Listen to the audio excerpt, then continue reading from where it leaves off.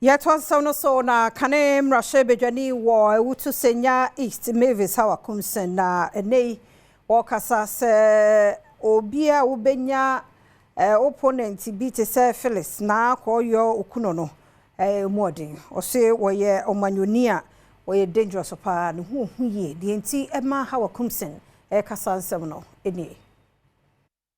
Nano sentrefo nhye mu aswafo hwa amanwe ho nsem so Muntaka Mubarak Muhammad ede hye so efa abato mu mentem ho ase akoso o memu no de tudwa sensem a mrahye bedwini yogina ode mo manfo wo AWUTU SENYA East Phyllis Naa Koryo okuno ede betudwa se ebra to afimpi medeni adwini na yabato no na kane mrahye bedwini wo ho ma me mebisa Hawa Koomson eta no so a opende kunu a empo ne nkofo mienu bi eka no ho no onum nyina ato anananom ewanse do na aswafo ne kira sansem no a ma me ne betudwa no ono ankasa mpo agye atum se enyade a na ye no kure biarada asemi amomanfo agye atum se maame Hawa Koomson se afede ne ho atumi asane no ne dwaso nsem dwumadie so e Adom FM e na maame Hawa Koomson dia to dwa se semu a maame Naa Koryo e ka to ne so nyina no ye ne ho a na ye no kore no no de obom paye se manwoni bia enkohia maame a ne dinde Naa Koryo free se oye obi a ne ho yie pa na mpo abato ni mu no otata no e wakwan bia so wabra onye ne bone bia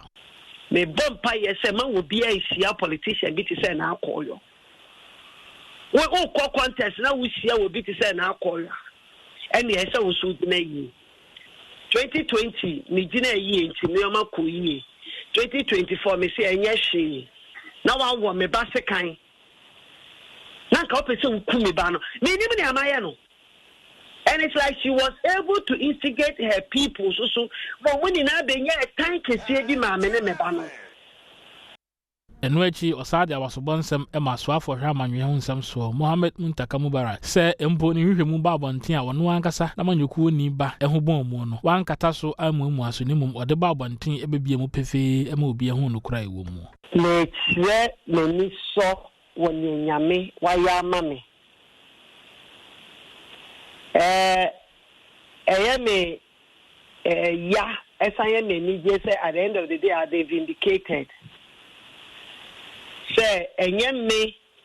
Hawa Koomson ena ntra Koryo etwa to me so no